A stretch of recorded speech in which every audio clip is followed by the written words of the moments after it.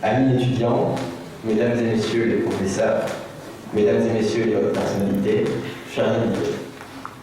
C'est un honneur de me trouver parmi vous aujourd'hui et un grand plaisir d'ouvrir la première conférence organisée par l'Association des étudiants de l'IAE, en partenariat avec le Centre méditerranéen de la littérature et la Fondation de l'Université.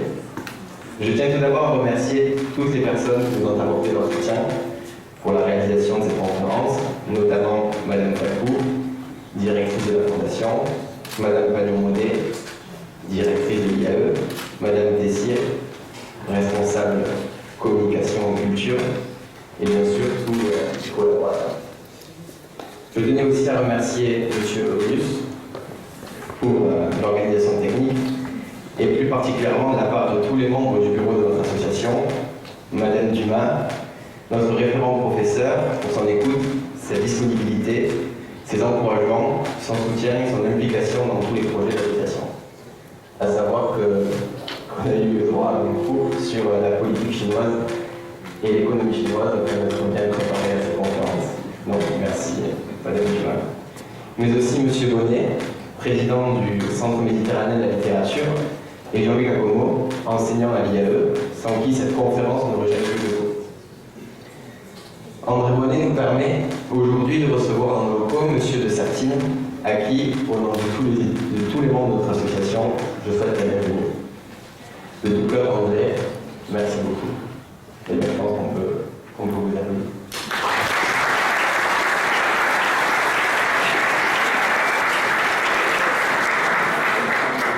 Pour terminer, je remercie bien sûr tous les étudiants présents dans cette salle pour l'intérêt qu'ils apportent à cette conférence par leur présence et me réjouis à l'avance, à ma qualité d'étudiant de l'IAE, de ce moment enrichissant. Je vais maintenant laisser la parole à André Bonnet, qui va donc nous présenter notre invité. Bonne conférence à tous.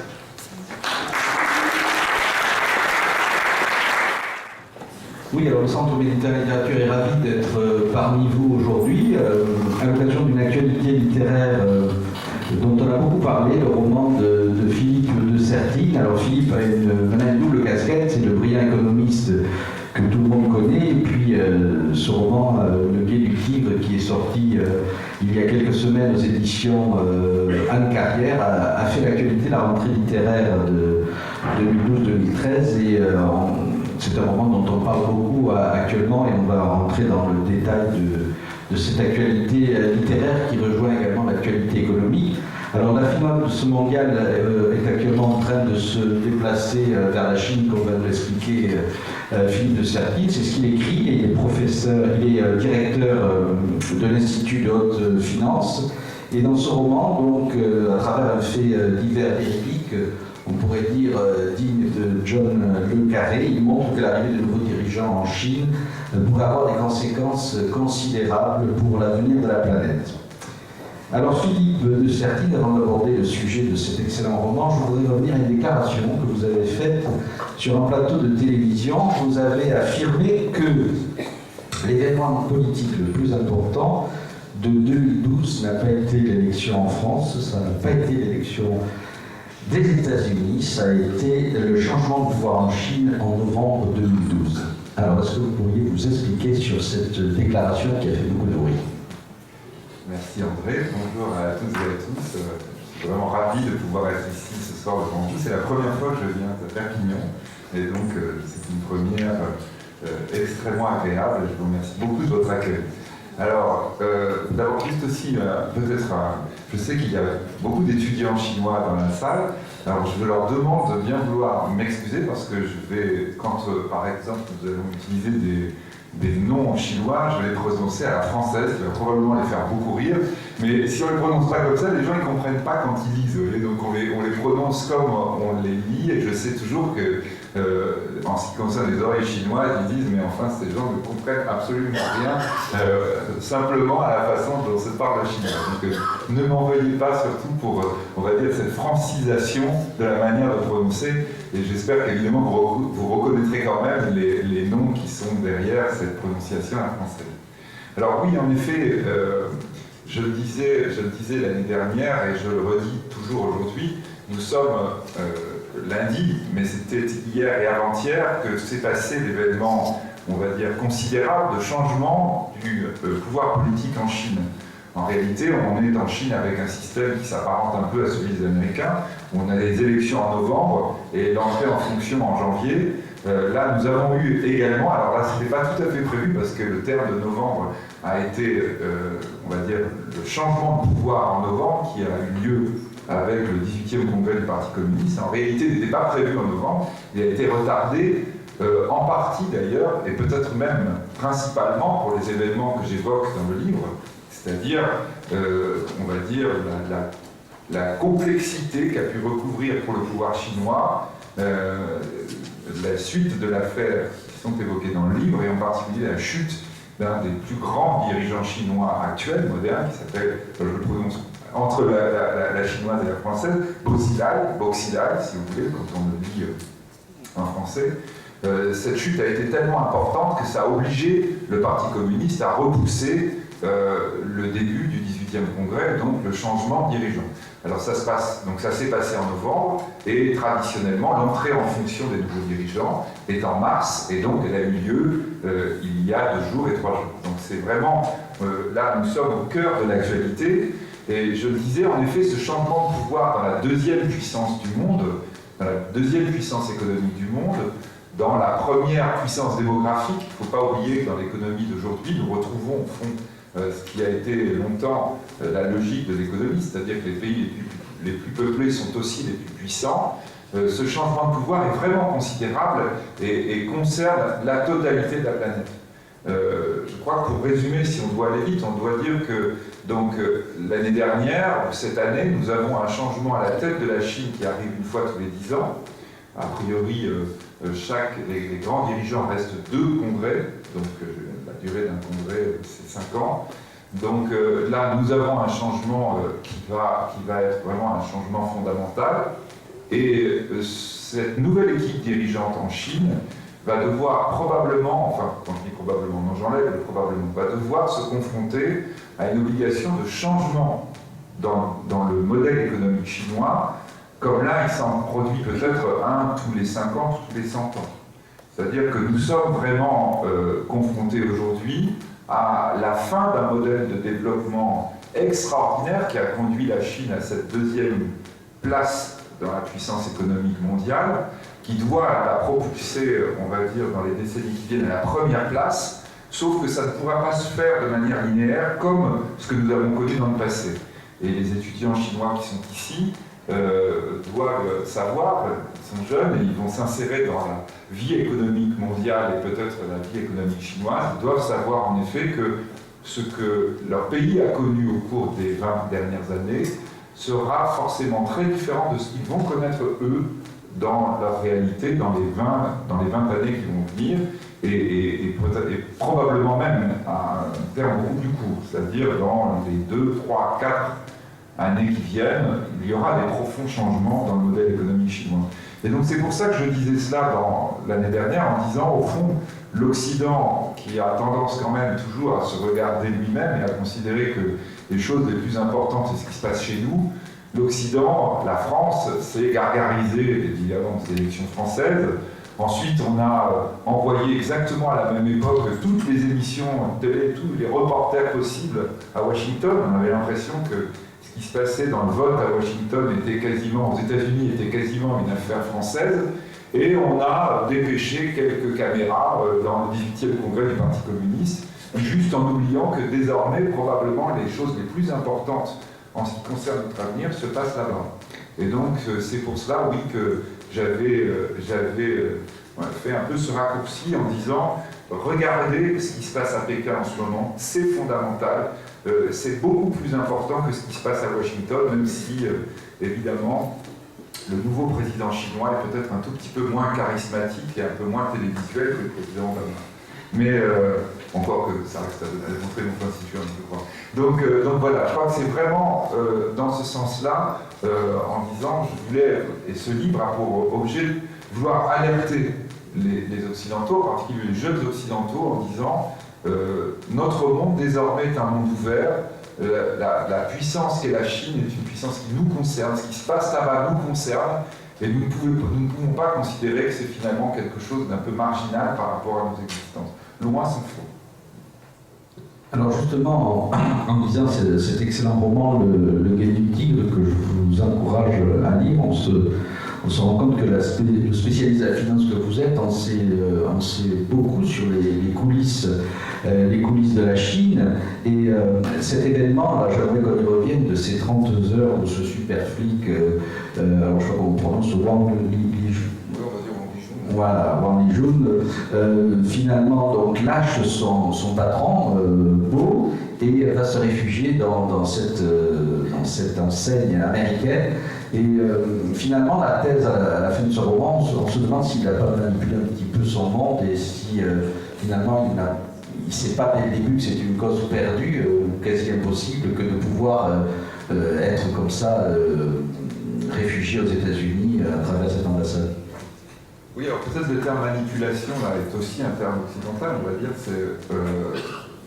En Chine, l'apparence ne doit surtout pas être considérée comme la vérité absolue. Lorsque là j'évoque la question de Wang Lijun, quand Wang Lijun, donc tout ce que je raconte en réalité, hein, il n'y a pratiquement rien d'inventé. Alors tout n'est pas vérifié, c'est-à-dire qu'il y a un certain nombre de choses sur lesquels peut-être il peut y avoir des points d'interrogation ou des débats, mais pratiquement il n'y a aucune invention. Donc je dis sauf le nom des deux personnages féminins principaux, mais qui, on va dire entre guillemets, existent également.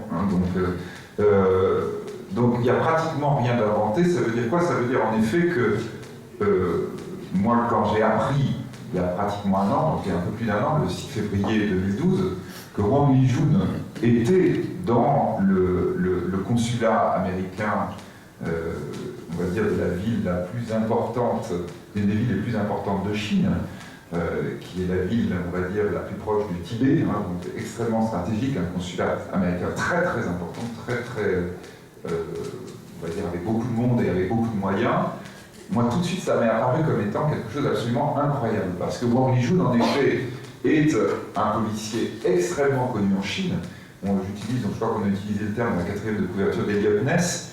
Eliot Ness, qui luttait contre le crime dans les années 30 à Chicago, était devenu une vedette aux États-Unis. Et Wang Lijun est pareil, est considéré comme étant un véritable héros dans la Chine populaire. Et je pense que là, je ne sais pas si les étudiants ici pourront le confirmer, mais il y a beaucoup de gens connaissaient, et je pense peut-être que vous connaissiez Wang Lijun bien avant cette histoire, parce que c'était vraiment quelqu'un qu'on voyait à la télévision. Il y avait eu des fictions sur ce qu'il avait fait, exactement comme vous voyez. Alors pour les étudiants chinois, vous demanderez à vos copains français qui vous racontent ça, il y a des séries françaises, un film français sur les Incorruptibles à Chicago. Ben, c'était la même chose.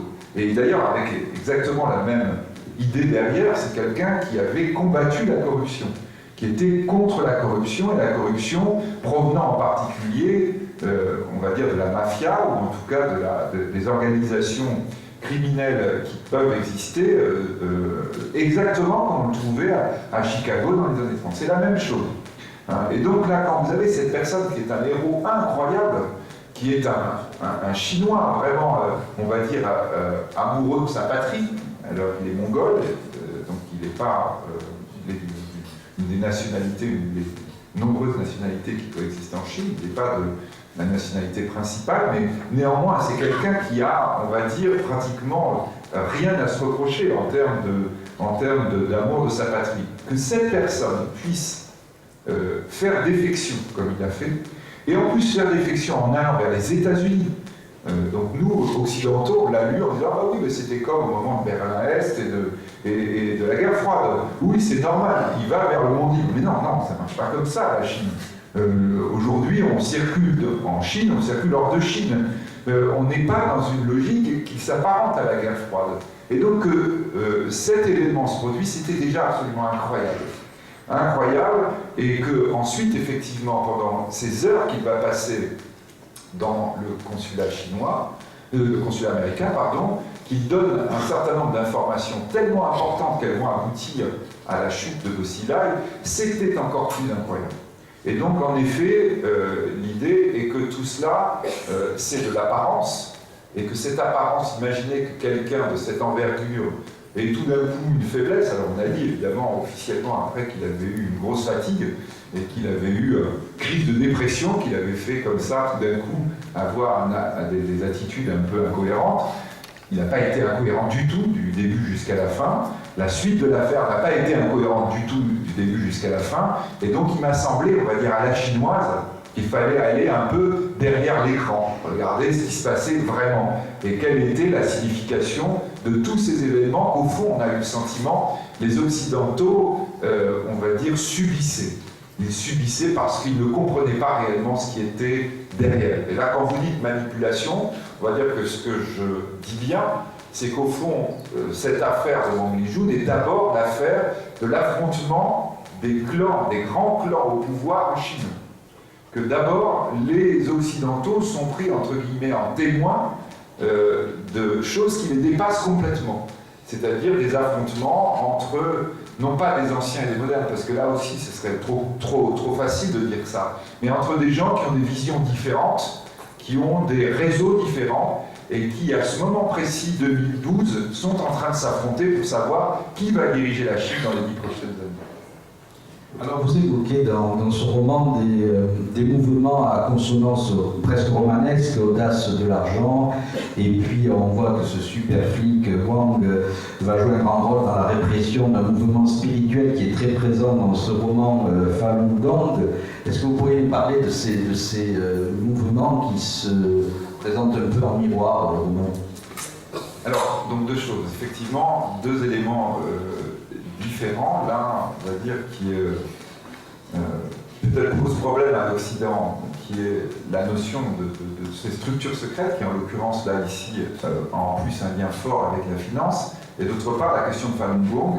Et là, je ne sais pas comment vous réagirez les étudiants chinois, mais quand on parle Falun Gong aujourd'hui en Chine et hors de Chine, en général, donc c'est la réaction en Chine, on sourit, mais on ne va pas plus loin, parce que c'est quand même une question extrêmement compliquée sur laquelle je vais revenir juste après. Donc tout d'abord sur ce que j'ai appelé, alors là le nom est inventé, Audace de l'argent, qui est la structure secrète qui, on va dire, que va dénoncer Wang Lijun, en tout cas dont Wang Lijun va beaucoup parler, et qui est en quelque sorte le support principal de vos Sidae. Peut-être pour aller vite et pour, au fond, là, être compréhensible pour les lecteurs français, je l'ai décrite un peu comme étant, justement, entre guillemets, une sorte de mafia. Je crois que les choses sont plus complexes aussi que cela en réalité. On doit avoir conscience que la réalité de la Chine est là depuis très très longtemps. C'est l'apparence, et même l'apparence sociale, et dessous, un certain nombre de structures, entre guillemets, secrètes, qu'on pourrait vraiment assimiler à la franc-maçonnerie, par exemple, en Occident, mais qui sont des éléments très forts que l'on retrouve dans la société chinoise depuis des siècles. La révolution, et on va dire même pratiquement l'échec de Chiang Kai-shek a été, dès les années 30, déjà un problème vis-à-vis de ces structures secrètes, auquel était très lié par exemple le Kuomintang. La révolution en 1949 semble, on va dire, balayer ces structures secrètes. Et en réalité, aujourd'hui, on sait que ces structures continuent d'exister, voire même sont devenues encore peut-être plus puissantes qu'auparavant. Elles ont continué à se développer sous le tissu apparent du Parti communiste. L'origine de ces structures secrètes, alors peut-être là, et là évidemment je ne veux surtout pas passer pour un sinologue, mais enfin du coup j'ai dû quand même travailler un tout petit peu les questions avec des Chinois notamment, on peut les trouver dans la société chinoise, dans la base de la société chinoise depuis très très longtemps. Si je résume très vite, et en résumant on est forcément schématique et on dit forcément des âneries, mais enfin si on résume très vite pour les Occidentaux et les Français de la salle, on va dire que la société chinoise, la société fondée sur le confucianisme en Chine, est fondée sur deux éléments très très forts. Un, la famille, la question de la famille, et donc qui ensuite d'ailleurs se développe jusqu'à la notion de patrie, qui est au fond une sorte d'immense famille, d'une part, et d'autre part sur la question de l'agriculture. Agriculture et famille, ça veut dire quoi? Ça veut dire que dans un espace fermé, qui est le territoire chinois, on va très vite, du fait du mode de fonctionnement de la société chinoise, avoir un problème. C'est-à-dire la famille se développe. Normalement, on doit avoir beaucoup d'enfants, et on voit à quel point la loi de l'enfant unique de Mao a été en contradiction extrêmement forte avec les fondements de la société chinoise. Et d'autre part, cette famille qui se développe, elle doit se nourrir sur son agriculture. Donc ça veut dire quoi? Ça veut dire que par définition, dans la société chinoise, on a, au bout d'un certain temps, un problème. C'est-à-dire qu'on a trop de gens par rapport à ce que peut donner la terre. Et donc ça a conduit à quoi? Depuis très très longtemps, à ce qu'une partie des membres de la famille est éjectée. Éjectée du territoire, parce que le territoire ne peut pas abriter une démographie galopante comme l'a connue la Chine pendant son histoire et comme elle la connaît depuis peu de temps. Donc ce qui veut dire quoi? Ce qui veut dire que vous avez, on va dire, une immense part de la population qui vient des parias, qui sont rejetés de leur endroit où ils existent et qui vont, on va dire, sillonner la Chine. Et donc en particulier, on va avoir les commerçants, des gens qui vont faire par exemple transiter les marchandises, qui ne sont plus attachés à leur territoire et qui sont en quelque sorte en dehors de la structure. Et donc qu'est-ce qu'ont fait ces gens, très nombreux? Eh bien ils ont réinventé des structures comparables à celles qui existent dans les territoires. Ils ont réinventé en quelque sorte la structure familiale dont ils avaient été écartés. C'est ça l'origine des sociétés secrètes chinoises. Et on voit qu'au départ, en fait, parfois, alors, les Chinois, on a eu l'occasion d'en parler beaucoup avec des gens qui les ont étudiés en Chine, notamment dans la perspective historique, en disant qu'il y a une sorte d'anti-monde. Vous voyez, il y a le monde apparent, et il y a une sorte d'anti-monde qui a été créé par les personnes qui se retrouvent en quelque sorte obligées d'inventer quelque chose qui leur permette de retrouver, au fond, quelque chose de comparable à la structure d'apparence qui les avait rejetées.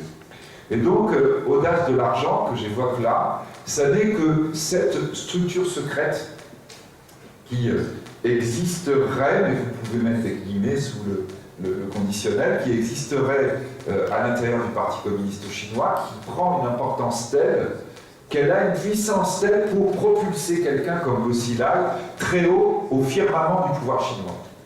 En clair, l'attitude de Bo Xilai, dès le mois de octobre-novembre 2011, c'est-à-dire grosso modo à 1 an du 18e congrès, est une attitude tellement, entre guillemets, encore en prenant un terme occidental, arrogante vis-à-vis du Parti communiste chinois, que forcément, Bo Xilai ne peut pas être tout seul. Forcément, il est l'émanation d'une puissance très forte qui lui permet d'avoir la certitude que personne ne pourra s'opposer à son pouvoir. Et donc là, on voit des choses, par exemple, au mois de novembre 2011, Bo Xilai va donner à l'Opéra de Pékin, par les chorales de sa propre région, des chants de la révolution culturelle qui étaient des chants interdits, des chants qui étaient considérés comme séditieux. Eh bien lui, voulant revenir à un certain nombre de fondements du Parti communiste, dire « je vais les faire donner même à l'endroit qui est l'endroit le plus prestigieux de Chine, c'est-à-dire dans l'Opéra Pékin. » Et là, on voit que ça crée un problème, c'est-à-dire que tous les grands du Parti communiste, et en particulier tous ceux qui, comme lui, sont issus des grandes familles du Parti communiste, se désistent, ne vont pas aux représentations. Et Bo Xilai est tout seul dans ces représentations, en train d'applaudir, avec donc cette espèce de force qui inquiète tout le monde. À ce moment-là, on va entendre beaucoup à Pékin que Bo Xilai, il trouve son surnom, qu'il avait déjà avant, mais qui va être encore plus... On l'appelle le petit Mao. C'est-à-dire, on dit, cet homme-là est tellement puissant qu'il peut tout se permettre, y compris revenir sur des interdits absolus en matière politique. Pour qu'il aille aussi loin, c'est qu'il n'était pas seul. Et donc là, ce que je raconte, c'est-à-dire le fait qu'il est l'émanation d'une puissance extraordinaire, qui n'est pas seulement politique, mais qui est aussi financière, est, on va dire, une hypothèse forte. Et l'hypothèse forte, c'est que Wang Lijun, qui était son homme lige, qui était issu, on va dire, du petit cercle autour de Bo Xilai, Wang Lijun évidemment était au courant de tout cela, évidemment été lié à cette puissance, et au fond l'hypothèse forte du roman, c'est que c'est la puissance qui avait porté Bosila et qui estime qu'il va trop loin et qui va le faire tomber. Qui va le faire tomber sans pour autant aller jusqu'à sa condamnation, sans pour autant aller jusqu'à sa suppression, ce qu'après tout on aurait pu faire, en donnant comme symbole que oui, on peut tout faire avec cette puissance, sauf l'utiliser à des fins personnelles. Donc ça, c'est audace de l'argent, et on va dire cette structure sous-jacente qui est derrière, effectivement, la grande question du roman. Après, deuxième élément, ce que vous évoquez, c'est Falun Gong. Là, Falun Gong, c'est quelque chose de beaucoup plus connu, en même temps de, on va dire, pratiquement tabou, et pour la Chine, et pour l'Occident. Falun Gong est un mouvement spirituel qui est apparu à la fin des années 90, qui a connu un essor absolument incroyable en Chine, extraordinaire, qui au départ n'avait rien de séditieux, mais était considéré comme par le président de l'époque, Jiang Zemin, donc pour ne pas le citer, donc, en particulier Jiang Zemin représentant ce que l'on a appelé la faction, la clique, enfin peu importe le terme, de Shanghai, a été considéré comme étant une évolution insupportable, c'est-à-dire quelque chose qui, en quelque sorte, pouvait représenter un danger pour l'idéologie du Parti communiste. Et donc, à partir de là, juste à la fin des mandats de Jiang Zemin, on a eu une répression absolument terrible du mouvement Falun Gong. Et qui fait qu'encore aujourd'hui, pour énormément de Chinois, et je pense pour la plupart des Chinois dans la salle, très grande difficulté de parler de Falun Gong parce que c'est un interdit absolu. C'est un interdit absolu. Autour de cette répression, Jiang Zemin a également, on va dire, testé ceux qui allaient arriver au pouvoir après lui. Et parmi ceux qui ont réprimé de manière extrêmement dure Falun Gong, il y a Bosila. Bosila a reconquis, en quelque sorte, la force qu'il pouvait avoir auprès notamment de Jiang Zemin par son attitude très très dure vis-à-vis de Falun Gong. Et quand je dis attitude très très dure, dans le livre, j'évoque un certain nombre de faits qui sont des faits presque insupportables, presque insoutenables, qui sont assimilables à des crimes contre l'humanité. Bosila a été inculpé par un certain nombre de tribunaux anglo-saxons, en particulier, de crimes contre l'humanité du fait de ses actions contre Falun Gong. Mais Bosila, du fait de l'appui de Jiang Zemin après la répression de Falun Gong, c'est-à-dire à partir de 2001, a fini par devenir ministre du commerce extérieur de la Chine. Eh bien, tous les tribunaux occidentaux, australiens, canadiens, néo-zélandais, qui l'avaient inculpé de crimes contre l'humanité, ont tous arrêté leur procédure. Et quand il est arrivé en Occident, parce qu'il représentait le commerce extérieur chinois, eh bien, il était accueilli comme il se devait, c'est-à-dire comme étant celui qui allait permettre d'ouvrir les portes du business avec la Chine. Et donc, oui, Falun Gong, c'est vrai, est un élément qui n'est pas nécessairement majeur, qui est un élément que je rappelle, parce que Bosila et parce que Wang Lijun, le policier, a été impliqué dans les affaires autour de Falun Gong, qui concernent des millions de personnes, et en particulier dans la ville de Dalian, qui était la ville, qui est l'ancien Port-Arthur, qui était la ville où Bosila était maire auparavant. J'évoque ces affaires qui sont absolument fondamentales. Elles gênent la Chine, elles gênent les Chinois, et je sais qu'aujourd'hui, beaucoup de Chinois et beaucoup de personnes au Parti communiste considèrent que c'est probablement, on va dire, un problème qu'il faudra un jour ou l'autre réellement regarder en face. Jiang Zemin a été très présent au moment du 18e congrès, il est toujours très présent, et on sait que là, le changement des personnes que l'on attendait, y compris d'ailleurs du gouverneur de la Banque centrale de Chine, n'ont pas eu lieu.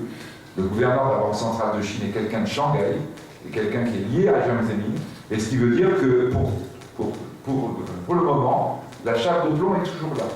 Mais ça gêne la Chine, et ça doit gêner l'Occident, ça doit gêner les États-Unis, ça doit gêner l'Europe exactement de la même façon. Parce que nous refusons de regarder cette réalité en face, parce que cette réalité, effectivement, nous obligerait peut-être à prendre des positions qui auraient des conséquences en termes économiques. Donc oui, ces deux éléments sont sous-jacents, mais vous voyez, je crois qu'il ne faut pas confondre les structures secrètes qui existent dans la société chinoise, qui ne sont pas nécessairement scandaleuses. Et là, je m'en veux peut-être un peu de les avoir trop souvent présentées sous des apparences simples, qui seraient des apparences mafieuses. Je vous dis, plus peut-être des questions de franc-maçonnerie. Revenez sur des films occidentaux qui essaient de traiter ces choses-là, parce que c'est plus compliqué qu'on ne le pense effectivement en Occident. Et puis de l'autre côté, Falun Gong, qui n'a rien à voir, là, qui est quelque chose, en effet, qui est quelque chose d'incontestable dans l'histoire récente de la Chine, qui est quelque chose d'incontestable par rapport au mode de fonctionnement que nous avons connu dans le pouvoir chinois au cours des 12-13 dernières années, mais quelque chose qui pose problème et aux Chinois et aux Occidentaux, et qu'on a préféré, on va dire, couvrir d'un silence public.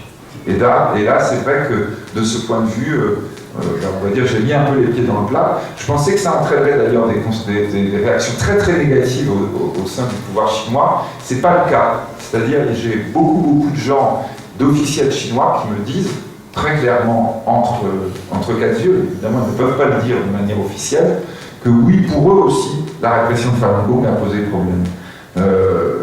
L'Occident devrait avoir le même type de problème, et au fond, on ne peut pas les accuser de quoi que ce soit parce que nous fonctionnons de la même façon, c'est-à-dire avec beaucoup d'hypocrisie.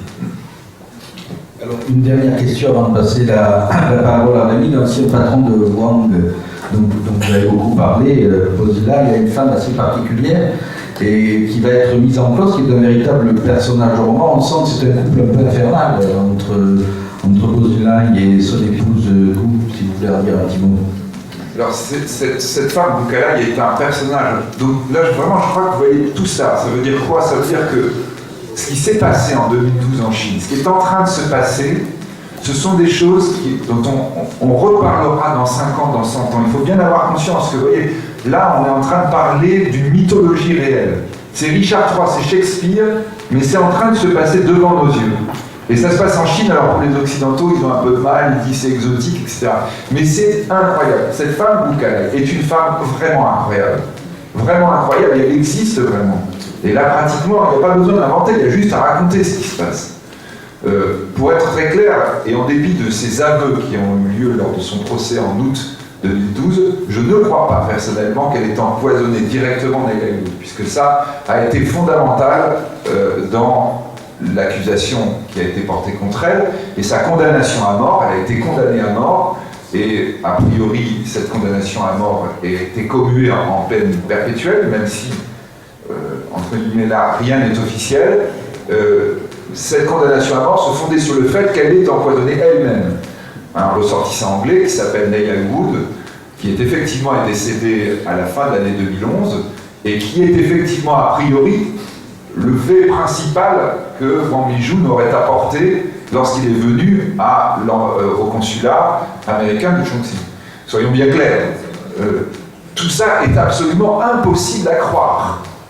Que, sous prétexte que Wang Lijun avait découvert que Madame Bukalai avait assassiné un ressortissant anglais, la seule solution pour le faire savoir et pour la faire condamner était d'aller voir les Américains pour leur donner les preuves. Enfin, vous êtes en Chine, vous dites ce truc-là, mais seuls les Occidentaux peuvent croire une chose aussi imbécile.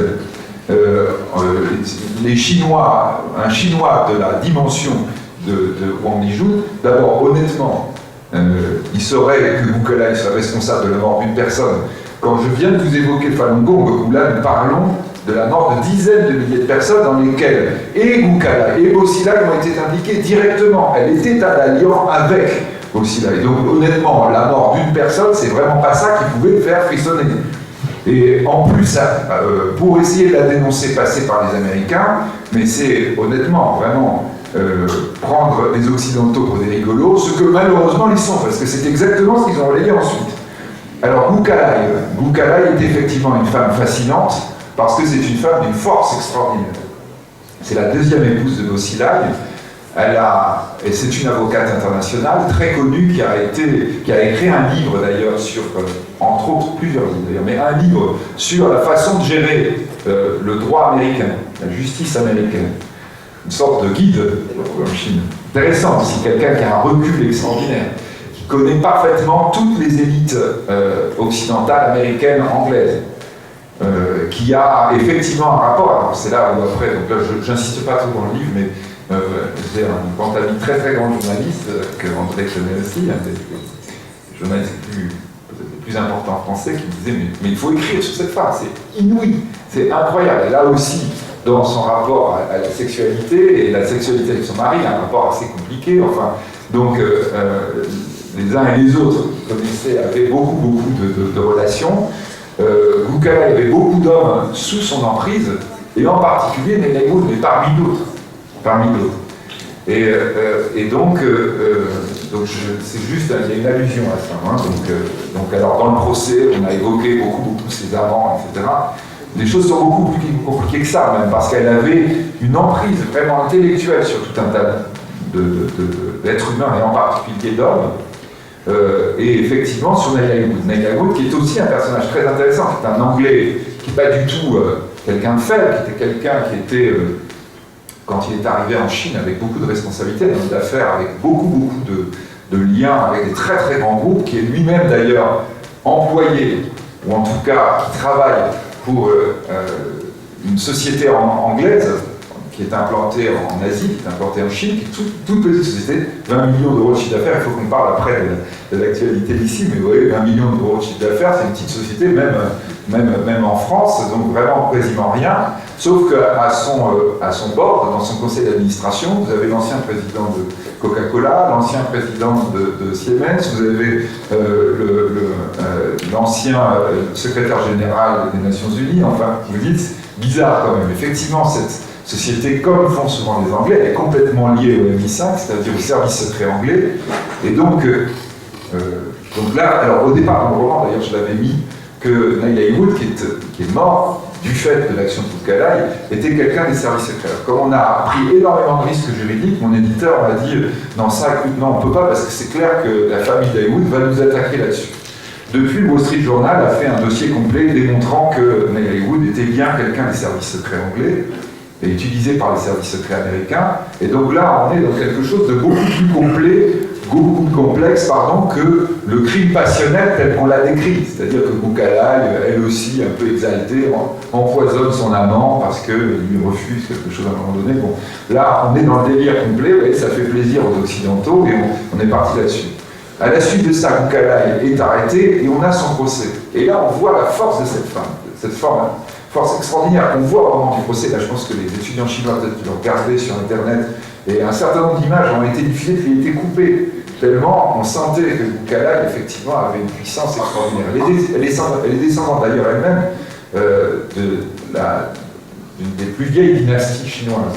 C'est quelqu'un, en plus, qui a en elle-même une importance dans la société chinoise très, très forte. Elle est fille d'un général, elle descend de vieilles familles nobles chinoises liées aux empereurs depuis de très longs siècles. Donc elle a une force en elle-même très forte. Et puis depuis, donc elle a été emprisonnée, et il a été raconté la rumeur que peut-être les étudiants chinois connaissent aussi ici, et que donc Bosila, il a eu le droit d'aller la voir, et qu'on a dû pratiquement sortir Bosila de la cellule dans laquelle elle était, parce qu'elle était en train de taper dessus, en train de lui dire mais tu dois te redresser, tu dois absolument pas te résigner, ne te laisse pas faire, etc. Et je dirais pour beaucoup de Chinois, elle était probablement l'âme de la prise de pouvoir de Bosila. C'est-à-dire que contrairement à la façon dont on l'a dépeinte, ce n'était pas Bosila qui l'avait laissé faire à côté de lui sans bien s'en rendre compte tout un tas d'exactions, mais c'était elle réellement qui était derrière Bosila, qui le portait, qui le tenait. C'est quand même ça que j'essaie aussi de représenter en disant que dans la société secrète que j'évoque, elle est forcément avec un rôle, elle est forcément au courant, elle ne peut pas être simplement quelqu'un qui reste à la maison et qui passe le temps en allant voir des jeunes occidentaux, ce qui, je le répète évidemment, ça peut sembler un peu excessif, mais qui a été exactement la peinture qui a été faite par nos journaux de ce que l'on avait retenu du procès de Gukala pendant le mois d'août 2012. Bien, je vais passer peut-être la parole à Rémi qui a d'autres questions qui s'enchaînent sur peut-être l'actualité économique. Donc, Monsieur de Sartine, comme vous avez commencé votre conférence tout à l'heure, vous avez dit que la Chine est la deuxième puissance mondiale. Donc ma première question est la suivante. Quels sont les risques qu'encourt l'Europe du fait du déplacement de la finance vers Shanghai? Vers Shanghai, vers l'Asie. Juste au passage quand même, donc c'est la deuxième puissance économique du monde, puisqu'on est quand même là et vous êtes jeunes et vous devez bien entendre ça, si vous considérez que l'Europe n'est pas une entité cohérente. La première puissance du monde, encore aujourd'hui, s'appelle l'Europe. Le premier exportateur du monde, si jamais la France n'était pas en train de plomber les comptes européens, ce serait l'Europe. Le premier PIB du monde, ce serait l'Europe. Non, je suis même une correction. C'est même pas l'Europe, c'est la zone euro. La zone euro est aujourd'hui le premier exportateur du monde si vous n'avez pas le négatif de la France. La zone euro est aujourd'hui la seule zone occidentale avec un déficit public à moins de 3%, si du moins il n'y avait pas la France dedans.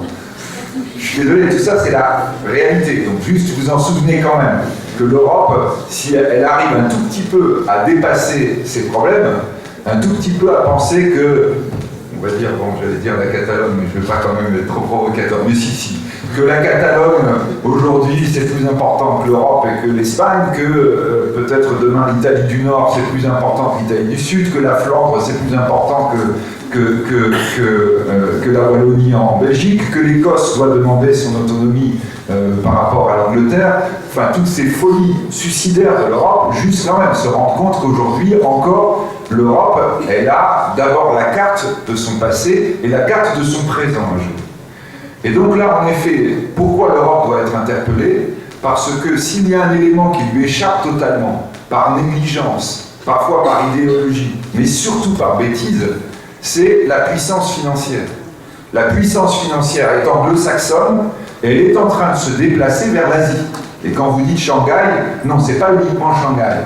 C'est Shanghai, Singapour, Hong Kong. Et éventuellement d'ailleurs encore d'autres centres qui sont en train d'émerger.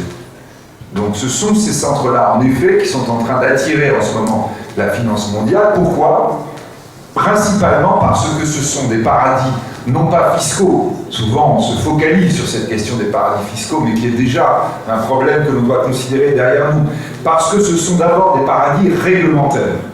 Aujourd'hui, l'Occident, l'Europe, les États-Unis ont essayé de revenir sur les folies qu'eux-mêmes avaient initiées avec cette crise de 2007 en réglementant l'ensemble de la finance. Le problème, c'est que si nous ne le faisons pas tous ensemble, nous ne faisons rien.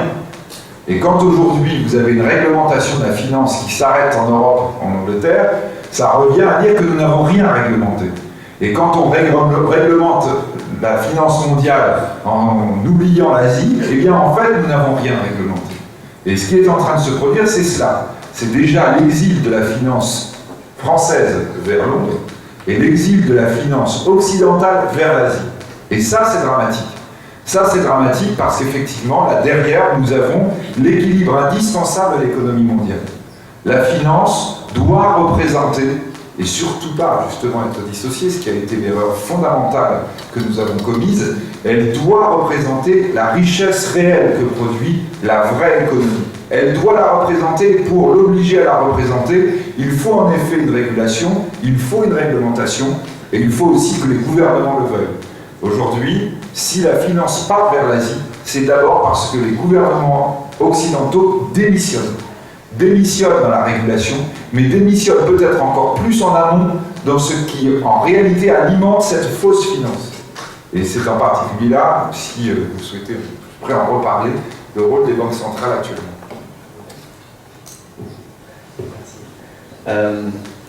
Je vais vous poser une question que j'avais posée l'année passée quand je suis arrivé TD en macroéconomie. Il est dans la salle. Il est dans la salle. Il est dans la salle. Non, en fait, j'avais été un peu... Donc il vous avait pas bien répondu. Non, mais c'est justement très intéressant parce qu'on peut avoir plusieurs avis et c'est justement c'est le débat. J'avais lu l'année passée dans le Monde des chiffres de l'OCDE, donc des chiffres de 2010, à propos de l'aide au développement.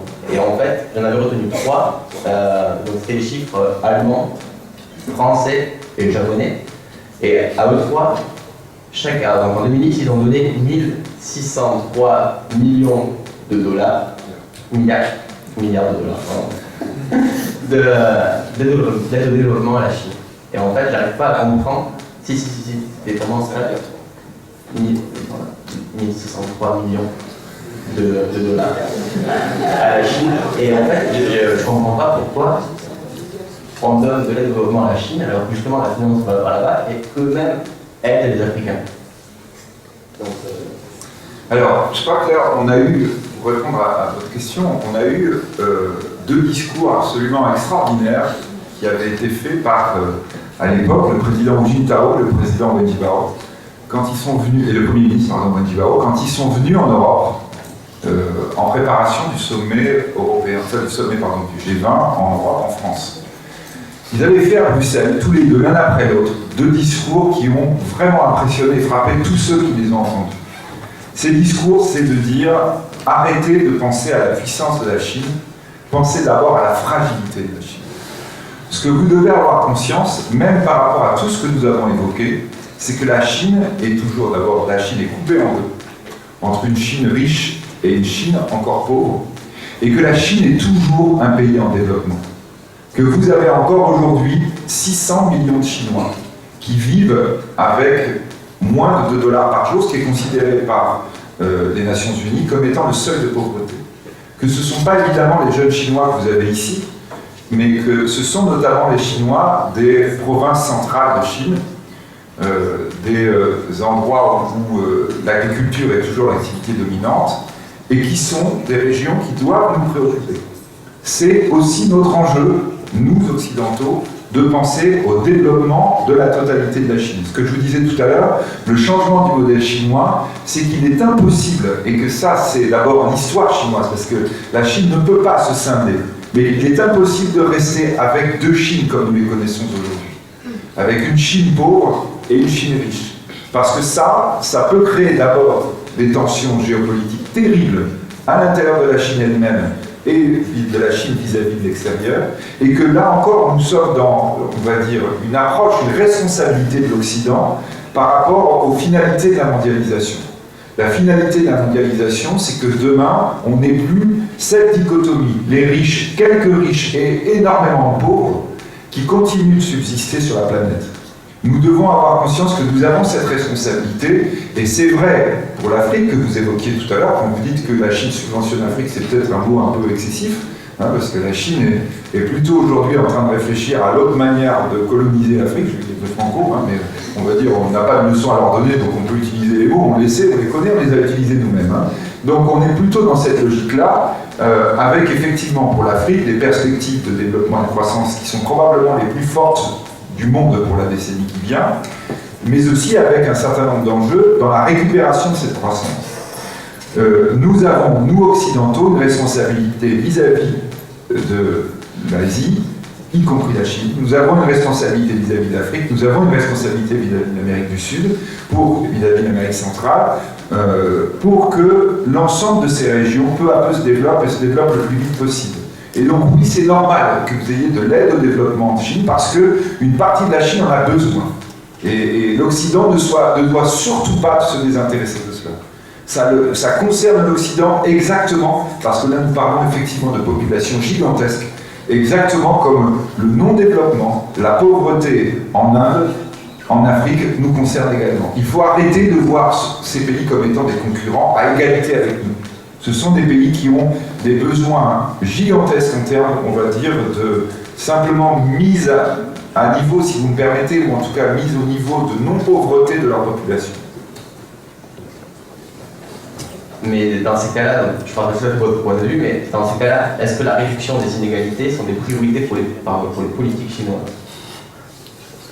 Alors oui, bien sûr, c'est une réduction parce que sinon, ils n'ont pas le choix. Là, aujourd'hui, le Parti communiste chinois maille encore une cocotte minute qui est en train, on va dire, dont la pression est en train de monter de plus en plus fort.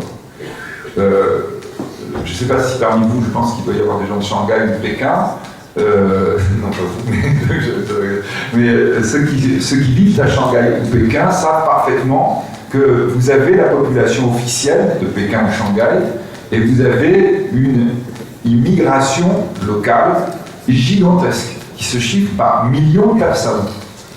Quelqu'un qui, d'abord, quand vous parlez chinois, vous entendez immédiatement. Si vous êtes même de Pékin, vous entendez tout de suite si la personne qui vous parle n'est pas de Pékin. Et si elle n'est pas de Pékin, ça veut dire qu'elle est là clandestinement, qu'elle n'a pas accès à l'éducation, qu'elle n'a pas accès aux soins, qu'elle est réellement, si vous voulez, un sans-papier à l'intérieur de la Chine. La Chine a déjà aujourd'hui ces tensions tellement fortes qu'elle provoque des flux migratoires qui ne sont pas contrôlés et qui conduisent une partie de la population dans les grands centres, par exemple, qui vont avoir, par exemple, un niveau de vie totalement différent de celui que vous pouvez rencontrer avec des dizaines de millions de personnes qui sont, eux, implantées. Vous voyez, aujourd'hui, j'ai une étudiante chinoise qui est en doctorat, elle est pékinoise, elle est mariée à un Français, mais elle ne veut pas abandonner sa nationalité. Pourquoi? Parce qu'elle dit, mais vous ne vous rendez pas compte, avoir la nationalité pékinoise, elle, de Pékin, mais c'est recherché, mais c'est beaucoup plus important que d'être français en Chine. Vous voyez, ça n'a rien à voir avec avoir une nationalité occidentale. Mes enfants, je veux qu'ils naissent pékinois, surtout parce que c'est extraordinairement important. Ça veut dire quoi? Ça veut dire que oui, il y a des tensions en Chine aujourd'hui telles que pour les politiques chinois, ils ne peuvent pas faire l'impasse là-dessus. Ils le savent bien. Et par exemple, on sait que dans le Parti communiste chinois, les gouverneurs des provinces pauvres sont avec une puissance très forte au sein du Parti communiste, parce que ce sont eux qui sont pour le moment les maîtres, entre guillemets, ou en tout cas les gardiens de, on va dire, la non-explosion. Ils arrivent à maintenir le couvercle en dépit d'une pauvreté très forte. Et donc, ils ont un pouvoir très fort au sein du Parti communiste, parce qu'on sait que ces gens-là, ils arrivent, parfois on se demande encore comment, à empêcher la révolte, à empêcher des tensions. Donc oui, c'est la préoccupation des hommes politiques. Je sens que je parle trop. Mais je suis intéressé à ce pas jusqu'à minuit, 1h du matin. Non, mais c'est intéressant, très bien. Donc, ma première question est, est-ce que la croissance économique de la Chine peut passer d'une croissance tirée par son commerce extérieur à une croissance recentrée sur la consommation des ménages? Disons que c'est l'enjeu absolu. D'ailleurs, les Chinois s'en rendent bien compte parce que les Occidentaux en crise, ou sortant de crise par des moyens totalement artificiels, vont arriver probablement à nouveau à recréer les conditions d'une crise encore plus violente que celle que nous connaissons. Je pèse bien mes mots. Nous sommes en train de préparer la crise qui va nous arriver, qui va être encore plus violente que celle que nous venons de connaître. Donc, les Chinois le sentent aussi.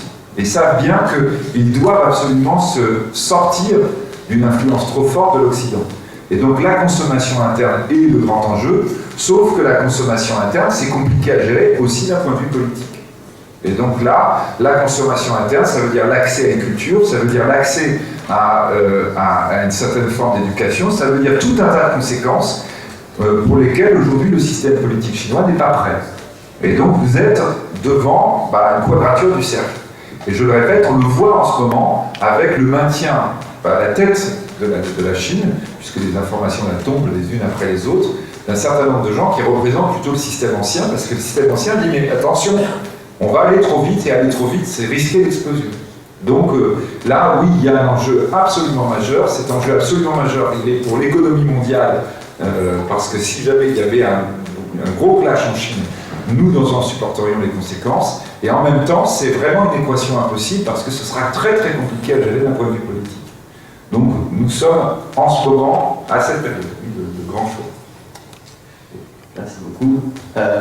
Est-ce qu'il y aurait des étudiants qui pourraient poser des questions? Voilà. Enfin, des non-étudiants aussi. Oui, mais non, étudiants. Non,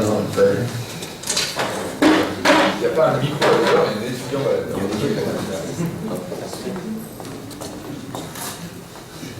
Moi, je voudrais revenir avec vous sur le thème que vous abordez des migrations en Chine. Alors, j'ai un avantage ou un inconvénient. Je vis en Chine depuis les années 70. Je ne suis pas étudiant, donc vous avez compris, mon nom est Bruno Salle. Donc, je vis en Chine depuis les années 70 et l'immigration a été une grande chance de la Chine. Parce que quand vous regardez Shenzhen, 1973, port de pêche, 300 habitants, une usine d'électronique. À l'époque, j'ai amené quelqu'un qui viendra de notre Premier ministre, c'était François Fillon, la personne que j'ai amené pour lui montrer l'usine d'électronique, pour sauver son usine d'électronique de Saint-Denis à l'époque. Il fabriquait les cartes, presque faites. Aujourd'hui, Shenzhen, c'est une ville de 11 millions d'habitants, 7 millions de migrants, 4 millions de personnes avec des cartes de Shenzhen, dont 3 millions d'étrangers. Parmi les étrangers, j'ai mes anciens élèves ingénieurs qui sont étrangers là-bas avec une nationalité de Shenzhen. Ils ont le même salaire qu'en France, d'ailleurs ils sont même plus payés qu'en France. D'ailleurs, c'est pour ça que je suis membre d'un club qui s'appelle Cassez-vous. Parce que vaut mieux aller vivre à Shenzhen que d'être ingénieur en France.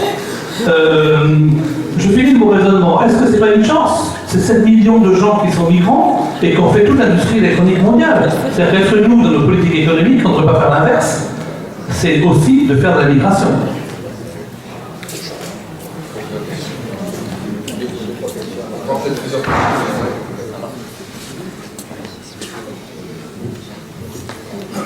Bonjour.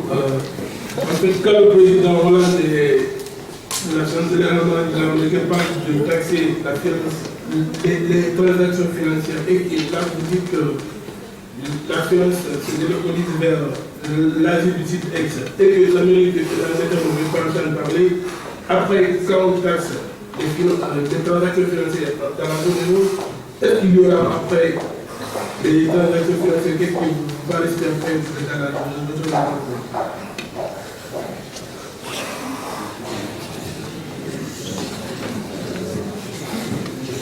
Bonjour, je suis un étudiant chinois et l'immigration en Chine de fait de fruits de capitaux est très rare en Chine, comme nous le savons.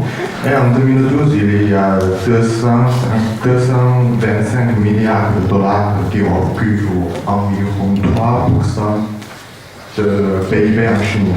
Ils sont sortis du pays pendant une année. Donc, pouvez-vous nous expliquer en termes d'économie et politique? Merci.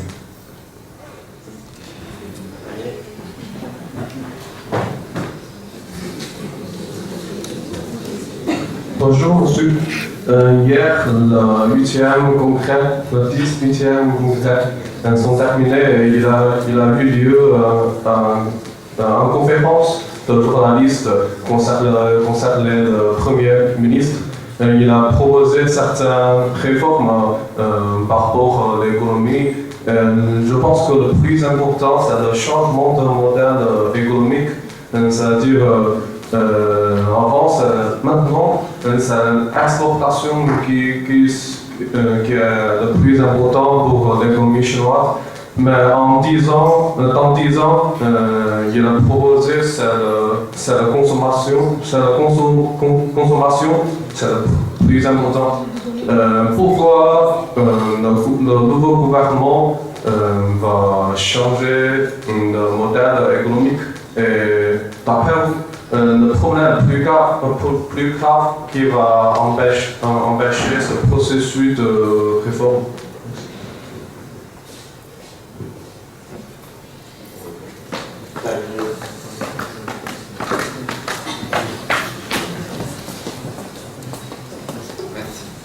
Alors, pour répondre, Monsieur le Président, cassez-vous. Donc, opinion que je partage pas.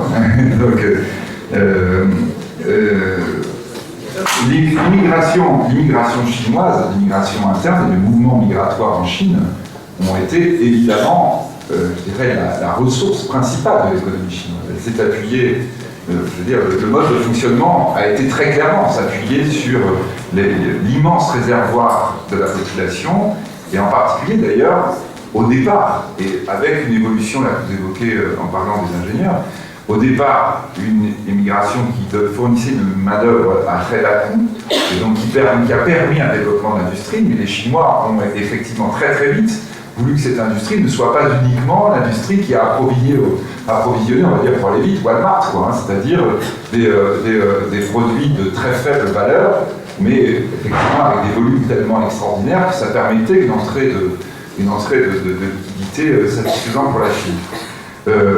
Oui, bien sûr. En même temps, donc plusieurs éléments par rapport à cette migration. C'est une chance pour la Chine, mais ça veut dire aussi, en Chine, et en Chine même, que vous avez une partie de la population qui est réduite à, on va dire, pour utiliser le terme européen, à une logique de prolétariat.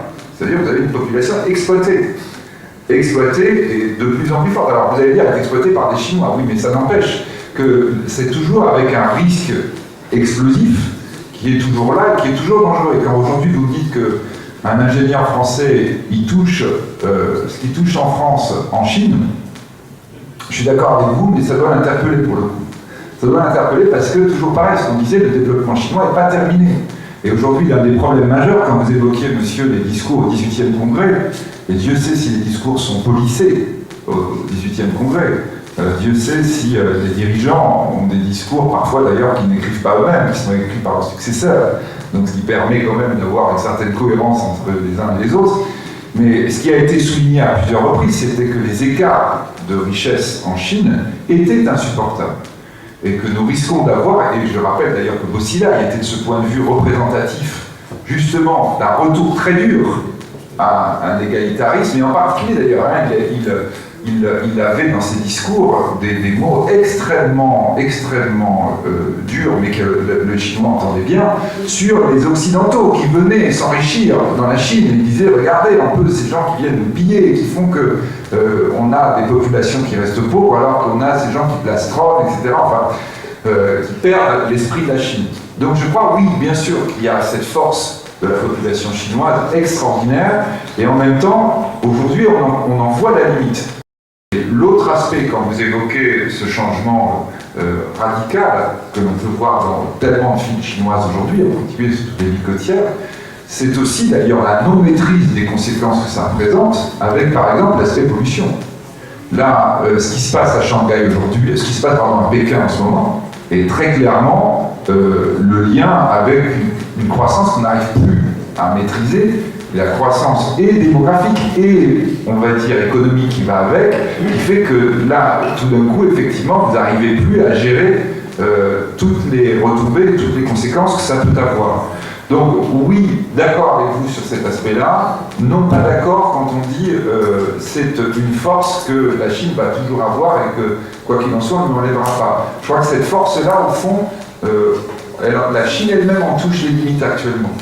Et nous, occidentaux, on doit avoir conscience que la surenchère absolue et le fait de signer des contrats d'autoroute, d'immeubles, machin, etc., tout ça peut sembler formidable, mais je dirais ça porte en soi déjà la fin du système qu'on envisagera. Et là, pour revenir sur votre question, je reviendrai sur les deux autres après.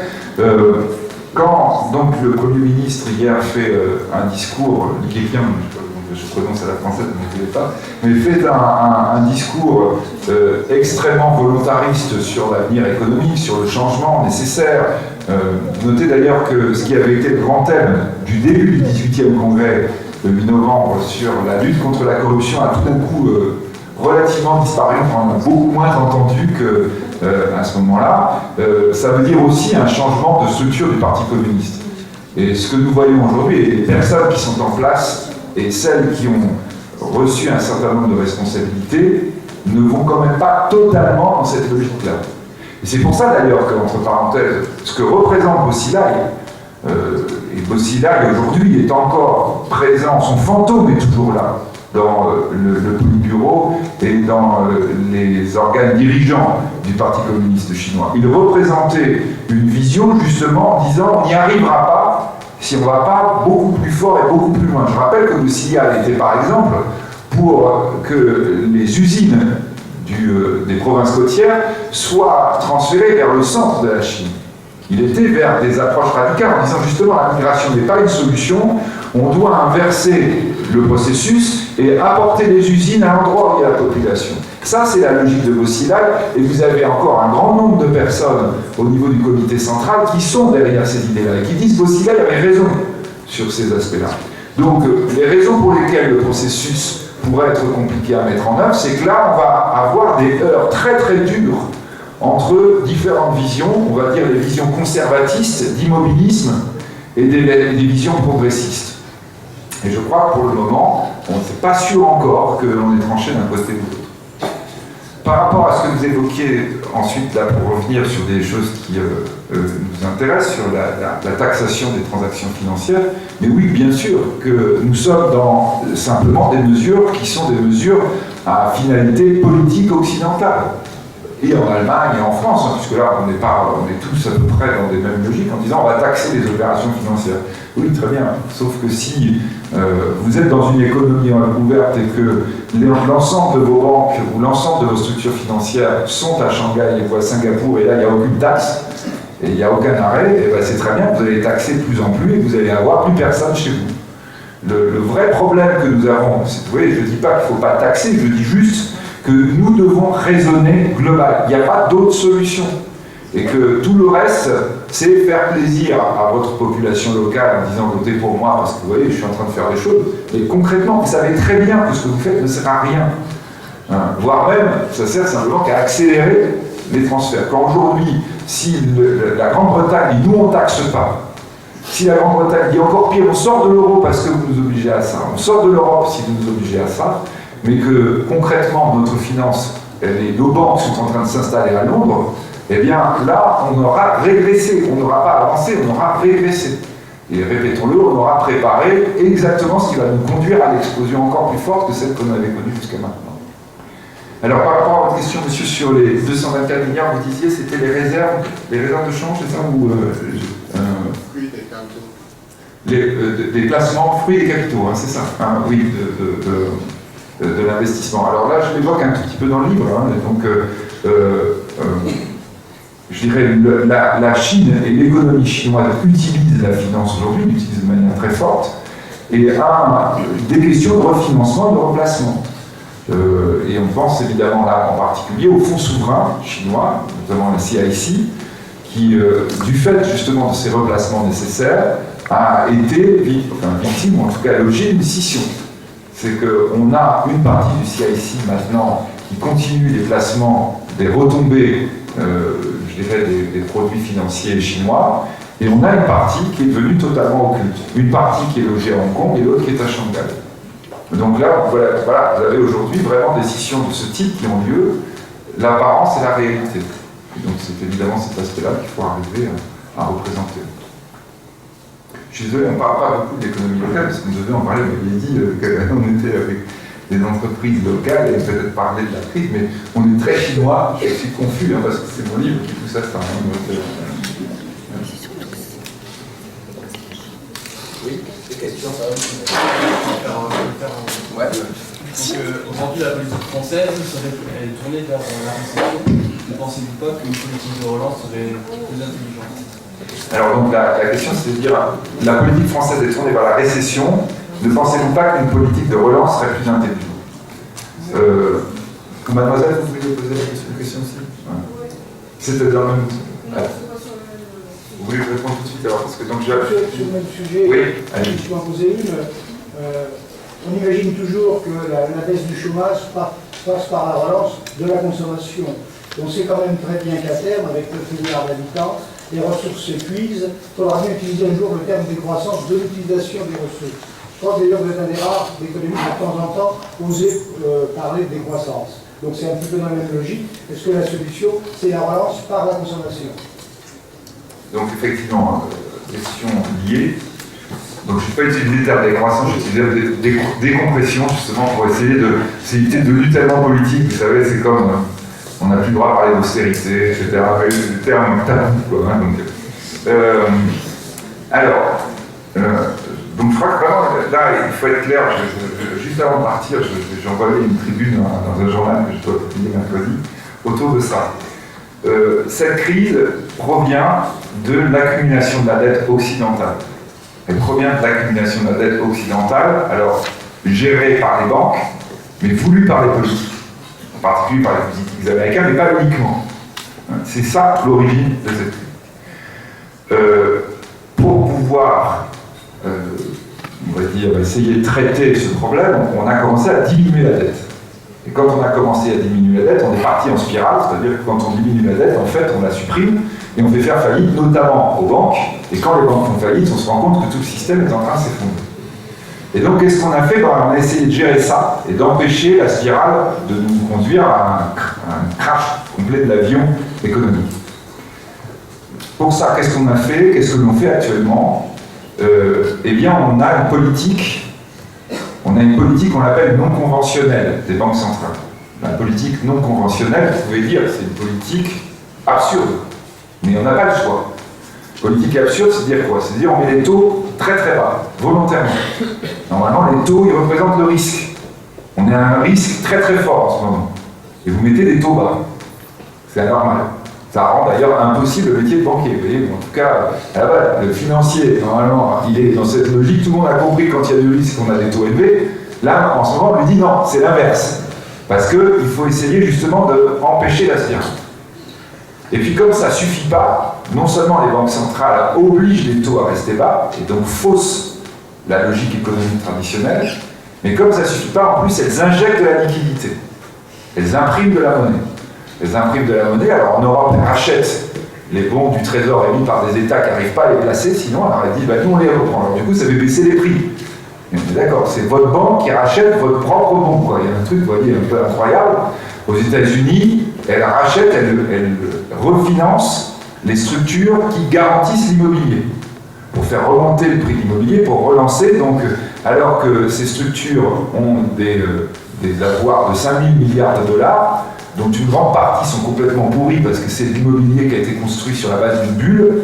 Donc, pour essayer d'éliminer le fait qu'on se soit rendu compte que ce soit une bulle, l'État américain, tous les mois, la Fed américaine, pardon, un lapsus révélateur, donc a dit qu'ils allaient racheter 40 milliards tous les mois de ces garanties sur l'immobilier, et maintenant ils sont à 86 milliards en disant ben, on le ferait jusqu'au moment où le chômage va baisser. On dit, bon, c'est-à-dire que vous allez racheter, ce chômage baisse, c'est étrange quand même comme approche. C'est non conventionnel. Ces politiques non conventionnelles, elles n'ont de sens que si elles permettent d'acheter un peu de temps pour que les pays qui soient incohérents, fondamentalement, structurellement, se corrigent. L'incohérence, c'est quoi? C'est notre déficit public, c'est notre dette publique. C'est-à-dire le fait que nous sommes effectivement avec une dette qui devient incontrôlable. Et qui là peut faire sauter l'économie mondiale, effectivement, puisque ça veut dire que vous auriez de la monnaie et que vous n'auriez plus de richesse, et qu'à la fin, plus personne n'a confiance en rien. Et qu'on parte effectivement dans le scénario des années 30. Donc c'est ça l'endroit où nous sommes. Le moment où nous sommes, c'est au moment où les pays riches doivent corriger leurs erreurs.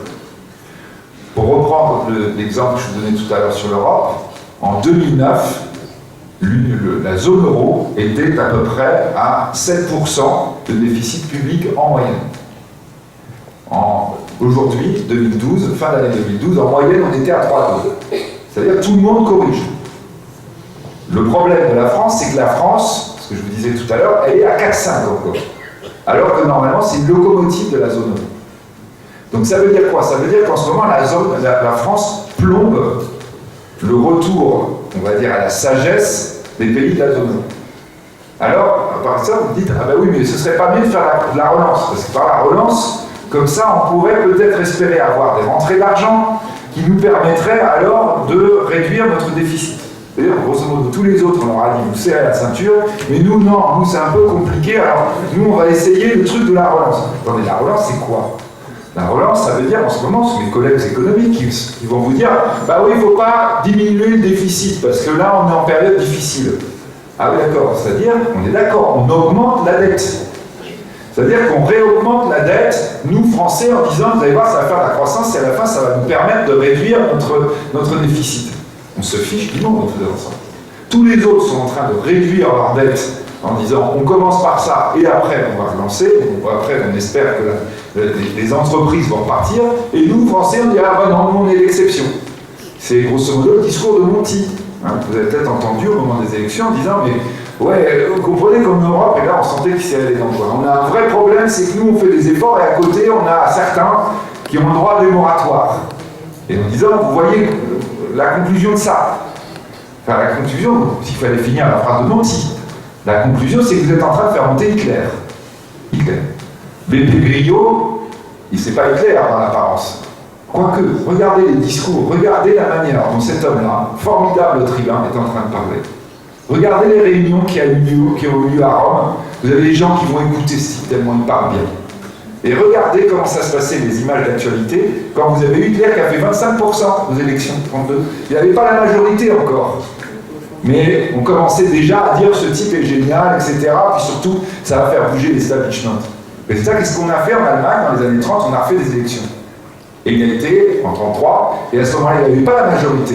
Mais il y avait quand même suffisamment pour bloquer complètement, et finalement, le président lui a donné la présidence du Conseil. On a juste un peu oublié l'histoire, vous voyez. L'histoire, c'est important. Donc là, quand les Italiens disent quand même qu'il y a des Européens qui sont en train de tellement retarder le moment où ils vont réduire leur dette, que finalement, ils risquent de nous mettre en péril démocratique, ils visaient la France.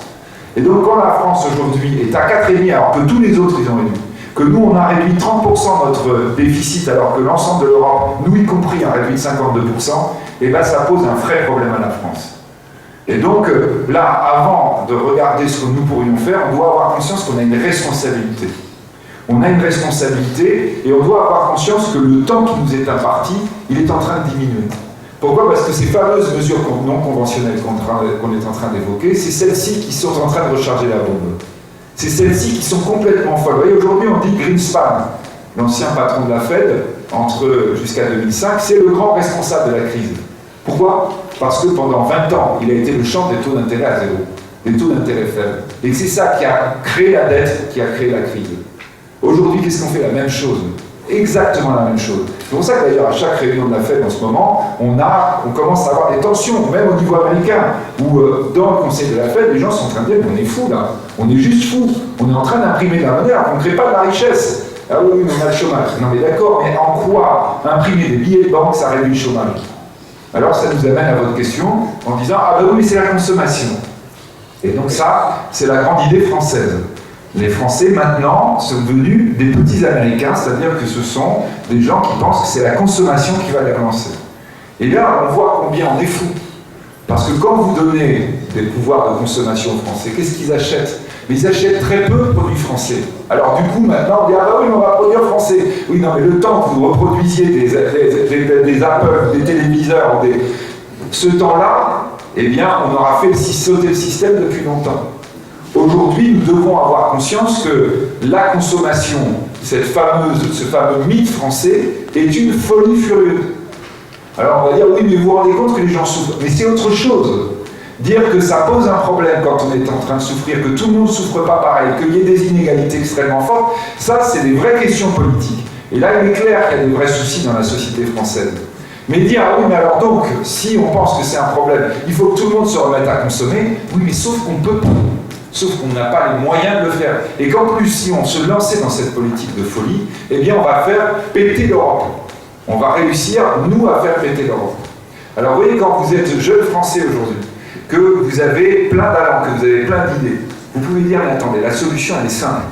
La solution, c'est de donner les clés. C'est-à-dire que pour s'en sortir, là, pour le coup, tous les pays d'Europe qui repartent, ils repartent comme ça. Avec les gamins à qui on dit, écoutez, vous avez des idées, bah foncez. Là, on va essayer de tout faire pour que vous puissiez foncer. Parce que là, et pour le coup, je reviens sur le discours, ici, dans votre région, dites-vous bien que vous avez des taux de chômage élevés. Comment on sort du chômage? C'est pas avec de la consommation, c'est pas en imprimant de la monnaie, c'est avec des boîtes qui commencent à produire. Et donc là, quand on dit créer des boîtes, ça ne veut pas dire créer des fortunes, ça ne veut pas dire créer des chefs d'entreprise qui vont devenir des milliardaires, ça veut dire que vous avez des idées économiques, et que vos idées économiques, si elles marchent, c'est ça qui va faire sortir notre pays du chômage. C'est la seule solution. C'est pour ça que tout d'un coup, on commence à avoir un discours entreprise. On dit, ah, comment on va dire? Et on est dans l'Institut d'administration des entreprises. L'entreprise, c'est ni de gauche ni de droite. C'est un mode de fonctionnement de l'économie où quand vous avez quelqu'un qui a une idée, il faut qu'il puisse la mettre en œuvre. Et quand il la met en œuvre et que ça marche, il crée des emplois. Et donc ça, c'est vraiment l'élément fondamental. Mais redisons-le, c'est revenir à la racine de la France. La puissance, la richesse de la France, pendant des siècles, pendant des décennies, elle ne s'est pas faite dans la consommation. Vos parents, vos grands-parents, ce n'étaient pas des grands consommateurs. C'était d'abord, excusez-moi, alors je ne vais aussi pas utiliser les termes tabous, mais pour pas dire des travailleurs, c'était des bosseurs. La France, elle s'est construite sur son innovation, sur un tissu extraordinaire qui est toujours là. On a toujours, que je sache, par exemple, plus de prix Nobel en physique, plus de médailles Fields en mathématiques, que tout un tas de pays beaucoup plus puissants que nous dans le monde. On a toujours ça. On a toujours des gamins formidables qui sont dans ces amphis aujourd'hui et qui sont un peu partout dans les universités, ou même pas que dans les universités françaises. Ils sont toujours là. Et on a derrière une capacité extraordinaire à produire. Ça, c'est la force de la France. Il y a juste à la retrouver, à remettre la France dans le bon sens en lui disant, vous arrêtez de penser que c'est en consommant que vous allez vous en sortir. Je veux dire, vous voyez, bon, il y a peut-être des gens avec des cheveux un tout petit peu blancs dans la salle. Moi, j'ai rencontré des retraités qui sentaient bien qu'il y avait un problème. Ils disaient, ah, je participe. Vous parlez de la retraite, mais oui, je participe à la création de richesse parce que je consomme. Plus je consomme, plus j'aide la création de richesse. Et vous regardez en disant, mais oui, mais vous comprenez bien que la vraie solution pour s'en sortir, c'est d'abord en produisant. C'est d'abord en produisant qu'on va s'en sortir. C'est pas en consommant. Et donc, quand vous êtes en train de parler de politique de relance, la seule politique de relance qui va fonctionner, ça va être de relancer le camion en donnant les clés aux jeunes gens. Et là, pour le coup, par rapport à ce que vous évoquiez tout à l'heure. Ça veut dire que aussi, il faut qu'on soit prêt à inventer une autre croissance. Si on veut toujours utiliser le terme croissance, c'est pas affoler les foules en disant il y aura de la décroissance. Et que les gamins, figurez-vous qu'ils ont une autre manière de fonctionner que les vieux que nous sommes. Que les gamins, ils ont déjà en eux, déjà dans leur gène, une façon de faire fonctionner l'économie qui va bouffer beaucoup moins d'énergie, mais infiniment moins d'énergie que ce qu'on faisait jusqu'à maintenant. Et que ça, c'est vrai, oui, ça c'est vrai, ça va faire de la décroissance, mais c'est pas de la décroissance grave. Parce que ce ne sera pas de la décroissance qui entraînera moins de bonheur, ou moins de développement, ou moins d'éducation, ou moins de santé. Quand les gamins aujourd'hui, ils savent faire fonctionner les entités économiques à partir de chez eux sur leurs ordinateurs, parce qu'ils sont nés avec ça, qu'ils ne s'envoient plus des petits billets pour se dire je t'aime, mais qu'ils l'écrivent sur Facebook, et bien ça change tout dans le mode économique. Ça veut dire qu'on a une révolution là qui est déjà en train de se mettre en œuvre, et que cette révolution elle aura des conséquences gigantesques. C'est la deuxième raison pour laquelle il faut donner aux gamins cette impulsion-là. Parce que, effectivement, nous les vieux, on ne saura pas faire. Et les gamins, ils vont nous obliger à le faire. Ça veut dire quoi? Ça veut dire, par exemple, oui, que quand on est en train de parler de changement profond du service public français, je vais être très impliqué là-dedans assez rapidement, que quand on est en train de dire réduire le déficit public, ça veut dire faire fonctionner le service public différemment. Ça ne veut pas dire tout détruire, ça ne veut pas dire on va supprimer des salaires et des fonctionnaires partout, parce que là, effectivement, à la fin, vous pouvez avoir des catastrophes. Ça veut dire, par exemple, que demain, une grande partie de l'administration française, comme énormément de services, les gens travailleront chez eux. Ah oui, c'est vrai, ça va entraîner un certain nombre de conséquences. Il y aura moins de building pour l'administration, il y aura moins de modes de fonctionnement, moins d'autoroutes, de réseaux pour amener les gens de l'administration à leur bureau. Mais ils seront toujours là, ils seront toujours payés, et ils font toujours un boulot tout à fait intéressant. Et que ça, cette nouvelle façon de fonctionner, elle est à nos portes. On est prêt à le faire. Et la vraie relance, elle doit se faire par ce biais-là. C'est-à-dire, en clair, pour aller très vite, tous les discours en disant on doit investir à mort là-dedans, on doit donner les clés aux jeunes sur le numérique, etc., c'est le vrai discours de relance. Tout le discours en disant ah oui, mais il faut que les gens puissent consommer, il faut que les salaires augmentent, c'est la politique française depuis des décennies, la folie française. En France, on augmente les revenus des gens qui travaillent tous les ans de 3%, y compris quand nous avons notre croissance qui est à 0,5%. Ben, résultat, le truc il pète. Et c'est aussi simple que ça. Vous voyez, ce dont on a besoin pour comprendre le problème français, c'est le BSP, le bon sens paysan. Voilà, en disant, vous voyez l'équation, là il y a un truc qui ne va pas. Vous n'avez pas besoin de sortir de normal sup en économie pour comprendre qu'il y a un truc qui ne va pas. Et bien, quand ça ne va pas, et à la fin, ça vous donne une crise. Donc voilà, vous voyez, c'est en même temps le discours, à mon avis, qu'il faut, que moi je voudrais tenir devant vous, c'est en même temps un discours de lucidité par rapport au problème, et pas croire qu'il y a la baguette magique qui va nous en sortir en disant ah oui, on va aider la consommation, ça va leur relancer, oui, ah, tout est un... Non, ça c'est la foutaise. En revanche, vous dire que oui, il y a des incohérences, mais que ces incohérences, il n'appartient qu'à nous de les régler. Ça, c'est vraiment fondamental à entendre. Vous voyez, l'Allemagne avait un déficit de 9%, un déficit public de 9% en 1997. 5 ans plus tard, ils étaient à 3,5 comme nous. Aujourd'hui, ils sont à 0,1. Ça veut dire que c'est faisable. L'Allemagne était déficitaire dans sa balance des paiements en 2000. Aujourd'hui, ils ont pratiquement les plus grandes exportations du monde en 10 ans. Et bien, si eux, ils l'ont fait, on peut le faire nous aussi. Et que je sache, on a des difficultés structurelles beaucoup moins fortes qu'eux quand ils ont dû intégrer l'Allemagne de l'Est. La France peut le faire, il faut juste qu'elle accepte de s'en donner les moyens. Ici à Perpignan aussi. J'aimerais juste réagir à ce que vous venez de dire, après on s'arrêtera là. C'est loin de la Chine. Non, juste, donc, je vois que vous partagez l'avis de Jean-Paul Debèze, à savoir la sortie de la crise dans le privé.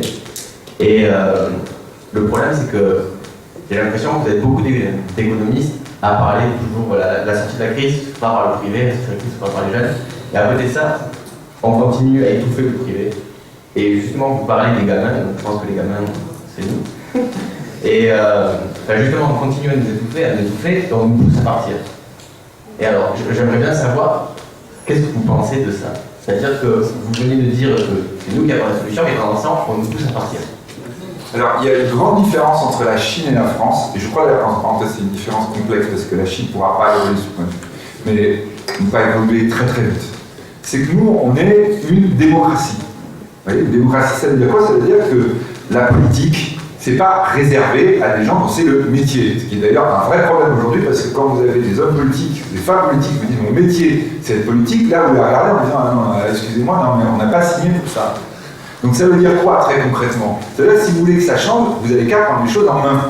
C'est ce qui se passe, le drame de l'Italie avec Grillo, c'était ça. C'est que c'est les gamins qui ont fait monter Grillo, notamment en utilisant les réseaux sociaux. Et là, effectivement, c'est dangereux parce que c'est quelqu'un dont on se dit qu'est-ce qu'il porte réellement en lui, quoi. Il porte des choses vraiment qui sentent pas bon. Si aujourd'hui, vous avez envie que les choses changent, c'est simple. Il faut que vous vous y mettiez vous-même et que vous attendiez de dire « Ah ouais, mais le politique, vieux, machin, mon député, etc. » Vous votez que je sache. Non, justement, vous votez pas assez. Vous avez le droit de vous exprimer exactement. Si vous, à partir du moment où les jeunes d'un pays décident de quelque chose, ils sont suffisamment puissants, suffisamment non pour pouvoir changer les choses. C'est là, alors, le discours, moi je suis 68 arts totalement en disant ça. Hein, vous voyez, en disant, si vous voulez, vous pouvez. Donc on est 68 arts dans la salle qui disent, oui, c'est vrai qu'on l'a fait. Bon, après, effectivement, on a un peu oublié comment ça marchait. Mais c'est ça l'idée. Vous n'êtes pas content, mais vous avez les moyens de vous exprimer. Allez dans les partis politiques, dites ce que vous pensez, dites... Vous attendez quoi? Vous attendez effectivement qu'il y ait, dans votre génération, quelques-uns qui sont déjà très clairement identifiés, souvent d'ailleurs on les voit dans les universités, qui sont les prochains professionnels de la politique. Et donc là, vous êtes à 10% à voter pour les élections universitaires, avec les syndicats universitaires qui se répartissent les mandats, machin, etc. Le truc qui tourne, on était... C'est pas lié à Perpignan comme ça, mais oui, hein. À Paris, dans ma fac, c'est exactement ça. Ça m'agace quand je vois ça, quand je vois déjà les petits professionnels, la petite graine de professionnels. Ça, on les voit très bons, d'ailleurs, parfois, vraiment, ils croient en ce qu'ils disent. Mais sauf que vous voyez, ils sont programmés pour devenir professionnels de la politique. Et puis, vous avez l'immense cohorte des étudiants qui disent on en a marre, qui disent, quand ils sont un peu plus âgés comme étudiants, cassez-vous, mais surtout qui ne votent pas. Oui, on est 12% d'élections au moment des... non, peut-être vous votez, mais 12% au moment des élections étudiantes. Et alors, vous foutez quoi? Vous attendez quoi? Vous attendez que, toujours pareil, que demain, il y ait les politiques professionnels de votre âge qui vous disent l'entreprise, c'est quoi déjà l'entreprise? Oui, évidemment, ils n'en ont jamais vu. Ils ont commencé syndicats étudiants à droite, à gauche, ils ont été incorporés dans un parti politique, ils ont un salaire par ce biais-là, ils sont en train de gérer des mutuelles, des machins comme ça qui recyclent. Attendez, c'est ça la réalité française aujourd'hui. Et après, vous avez ces gens-là qui vont devoir décider que l'entreprise, c'est la priorité. L'entrecroix, ah oui, l'entreprise, oui, l'entreprise.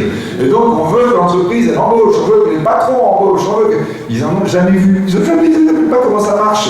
Alors, évidemment, là, ils vont prendre des décisions qui, en général, se plantent tout le temps. Alors, ils vont donner, alors, on est en train de le faire, on distribue des sommes.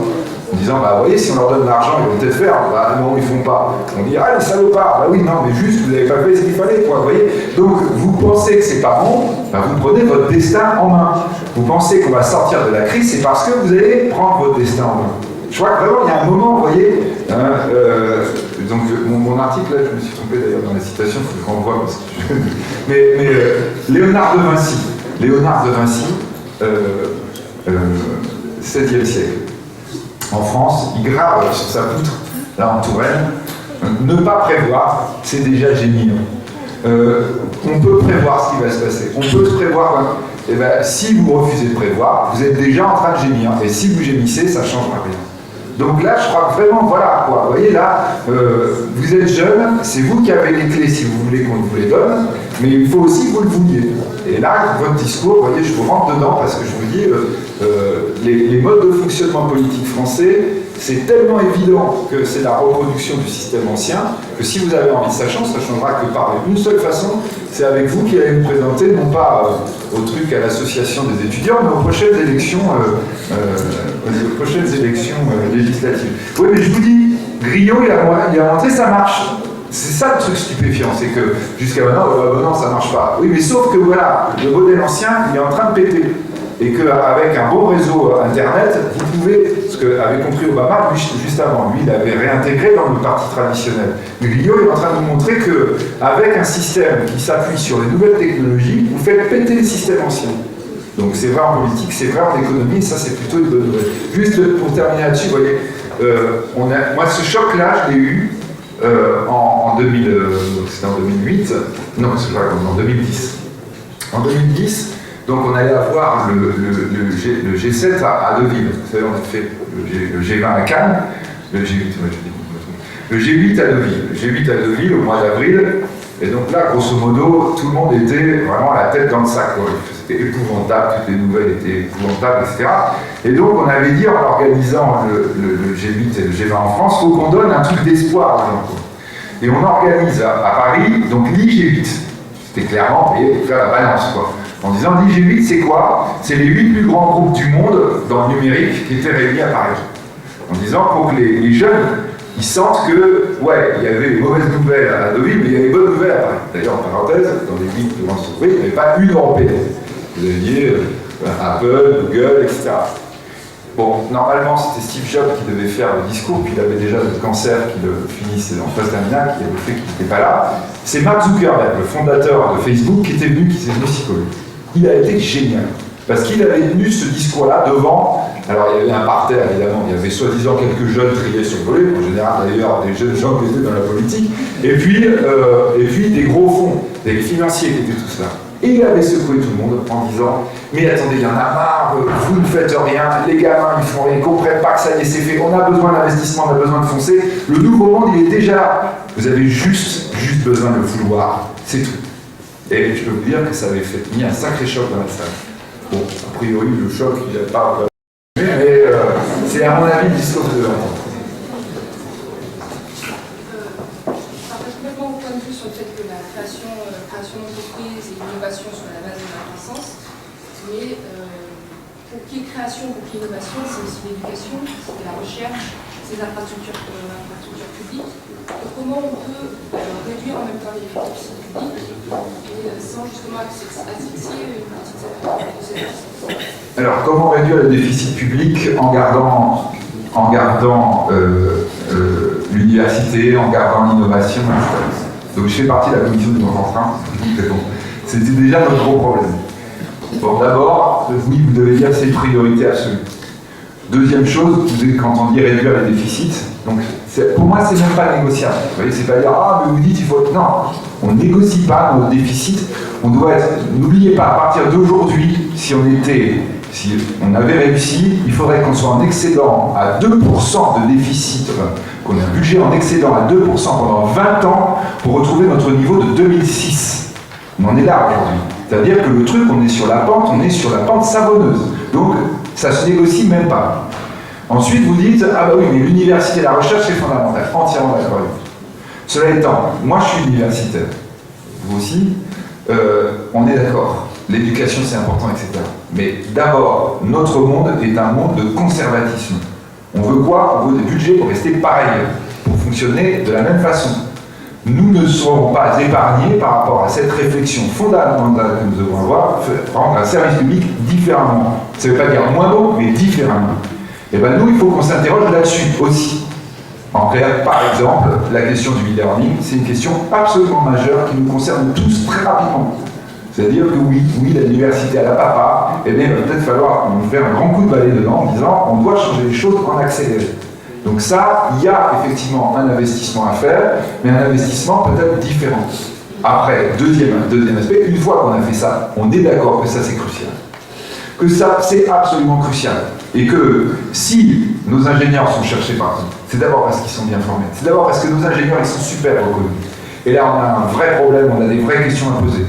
C'est-à-dire, là, on doit dynamiser tout ça, on doit avoir vis-à-vis de tout ça d'abord effectivement un discours et une position, on va dire, volontariste, et on doit avoir aussi une position et une logique qui soit une logique positive. Je dis toujours, on a les meilleurs ingénieurs du monde, mais ils sont toujours déprimés. D'où d'ailleurs votre réflexion, cassez-vous.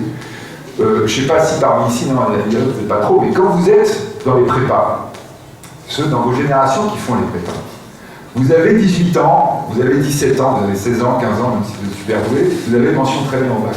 Comment ça se passe la prépa? Vous rentrez en prépa, le lendemain, vous avez votre première colle, et vous avez 2, 3. Vous avez une mention très bien en bac, c'est le meilleur de votre génération, et là en français, c'est fait qu'on vous casse d'abord.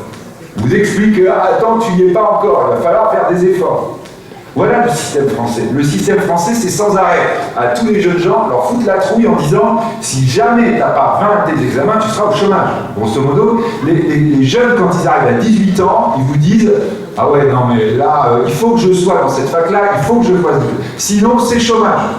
C'est notre logique, notre mode de fonctionnement. Vous avez un gamin américain ou qui a passé 4 ans aux États-Unis, en Australie ou que sais-je, qu'on réintègre dans notre système, il y a 6 mois avant de le sortir de la déprime. Tellement quand il voit comment ça fonctionne chez nous, il est, mais vraiment, en se disant, mais je ne me rendais pas compte que la vie était si dure. C'est ça notre mode de fonctionnement aussi. Donc, 1, investir, 2, changer tout, mais 3, peut-être modifier un tant soit peu notre mentalité. Et là, pour le coup, nous, enseignants, je peux vous dire qu'on est super concernés. On est super concernés parce que notre propre logique, attendez, moi je suis agrégé, j'ai fait l'agrégation du supérieur. Ce que je vois dans la logique des agrégés, c'est quoi? C'est que j'en ai bavé, il faut que ceux qui viennent après moi, ils en bavent pareil. Et qu'est-ce que je vais faire le jour de l'agrégation? Je vais les casser, je vais leur faire sentir que c'est dur, que moi j'en ai bavé, qu'il n'est pas question que lui l'ait facilement. Et bien voilà les grands changements qu'il faut qu'on fasse. On forme super bien, mais on forme aussi à la déprime. Et ça a écarté d'abord. Donc vous voyez les 3 discours.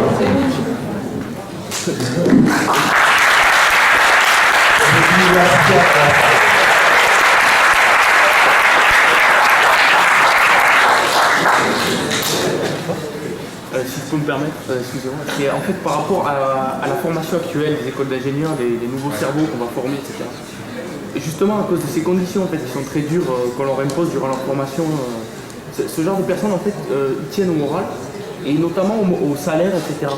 S'ils se retrouvent après dans un monde où on va être on va suivre un plan d'austérité, on va avoir des dépenses publiques ou des services publics qui vont être réduits au strict minimum, ils vont forcément partir ailleurs. En fait, ils vont plutôt partir vers là où les conditions seront...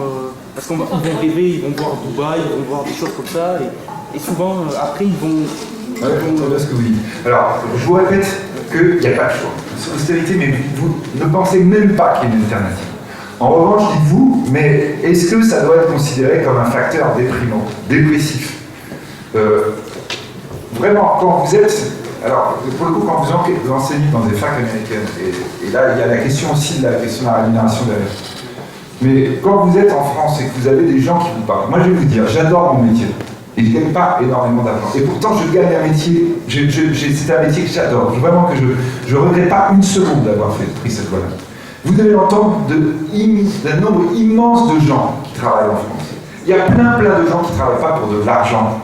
Quand vous êtes gamin aujourd'hui, effectivement, pour compenser la dépression, on dit, ah oui, mais demain tu vas gagner du fric. Mais c'est pas ça la finalité. La finalité, c'est vous dire que vous allez avoir une vie passionnante. Et que, oui, peut-être vous l'aurez à Dubaï, mais je vous garantis, vous allez avoir une vie passionnante à Perpignan, vous allez avoir une vie passionnante à Sète ou à Paris. Que là, vous devez entendre et vous devez voir que les adultes en face de vous, et probablement vos parents, ils ont eu probablement eux aussi un discours beaucoup trop dépressif. Et je crois qu'on est dans une région où il y a par exemple beaucoup de paysans. Moi je suis issu du monde paysan et je fais des conférences comme ça à des paysans, à des coopératives paysannes. En juin dernier, les plus grosses coopératives de France m'invitent en disant, parce que je voulais leur dire que l'un des enjeux c'était la révolution agricole aussi, qui est très important et sur lequel on doit être positionné. Mais je leur dis, mais attendez, on se connaît là dans la salle. Vous ne croyez pas qu'il y a un vrai problème? Parce que si on se regarde tous là maintenant, dites-moi, parmi vous, combien de vos enfants vont reprendre vos exploitations? Pratiquement aucun. Vos enfants, ils sont dégoûtés avant même d'avoir commencé.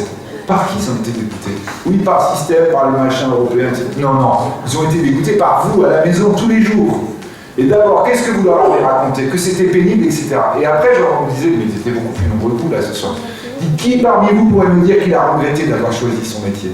Qui parmi vous, malgré toutes les difficultés, machin, etc., qui me dit qu'il fait un métier de merde? Et bien là, il n'y avait personne, effectivement. Tout le monde disait, mais c'est notre métier, génial, moi j'adore ce que je fais, etc. C'est dur, oui, mais pour rien au monde je changerai. Le vrai discours qu'il faut tenir aux jeunes de vos âges, c'est de dire, mais le fric c'est rien, c'est quoi? Vous voulez quoi? Vous voulez avoir du temps pour regarder TF1 le soir, c'est ça que vous voulez dire? Vous voyez, en disant, ah bah oui, je vais l'écran géant pour regarder le splash, je sais pas quoi, à la fin de la journée. Mais attendez, c'est plus cool ça. Mais c'est pas du tout ce à quoi vous aspirez. Vous avez envie d'avoir du temps pour réfléchir, machin, vous avez pas envie de revenir, vous avez envie de faire des choses intéressantes. Dites-vous que la vie professionnelle, c'est mieux que la Game Boy parfois, que le PlayStation.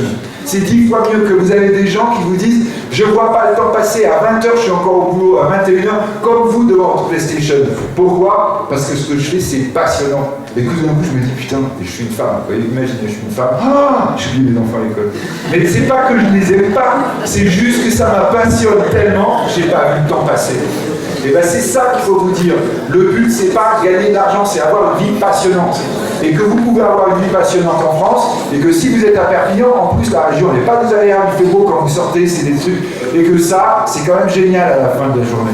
Et que si on commence juste à rentrer là-dedans, en disant ce que je veux, c'est oublier tout le reste. Vous voyez, mon problème, c'est que vous, ici dans cette salle, probablement vous pensez que la vraie vie, c'est à la fin de la journée, c'est à la fin de la semaine, c'est au moment des vacances. Que vous dites, moi je veux bosser, mais pour pouvoir être heureux à côté.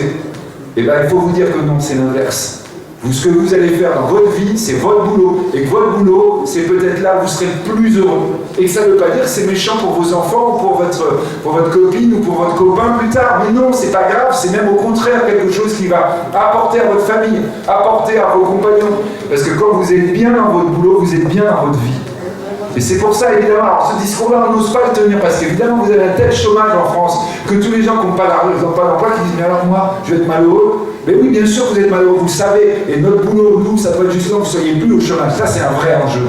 Mais vous dire qu'on est heureux que quand on n'est pas au boulot, ça, c'est de la foutaise, encore une fois. Et donc, vous voyez, quand vous êtes en train de dire, comment vous pouvez dire, on est en train de remettre les finances droit, parce que c'est important, c'est une responsabilité vis-à-vis des générations futures. Moi, je suis avec Milo, par exemple, le président de la Cour des comptes, qui nous dit sans cesse, on ne peut pas dire aujourd'hui aux gamins qu'on est en train de faire de la dette, les faire payer dans le futur sur nos ordonnances de sécurité sociale. C'est pas possible que vous soignez votre rhume avec la dette que vous faites payer à vos enfants. On n'a pas le droit de faire ça. Donc ça, c'est remettre les finances publiques d'aplomb. C'est revenir juste au bon sens paysan. Mais après, quand vous dites pourquoi vous allez partir parce que vous pensez que vous serez plus heureux ailleurs. Et donc moi, je vous dis, vous pouvez être heureux dans votre boulot ici, en France, à Perpignan, parce que comme ça, vous avez aussi à vous faire ce que vous voulez.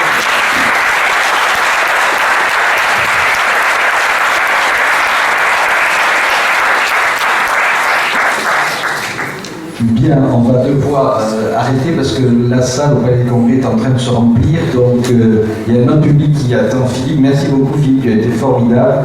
Le libraire va arriver pour ceux qui veulent se faire dédicacer le roman Le Guet du Tigre. Un petit mot, tu veux dire, oui. Voilà, merci à toutes et à tous pour votre attention et pour votre accueil.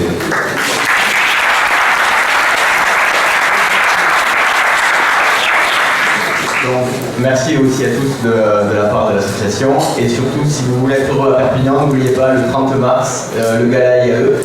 Donc, ça fait aussi partie du jeu. Donc, n'oubliez pas de prendre vos places.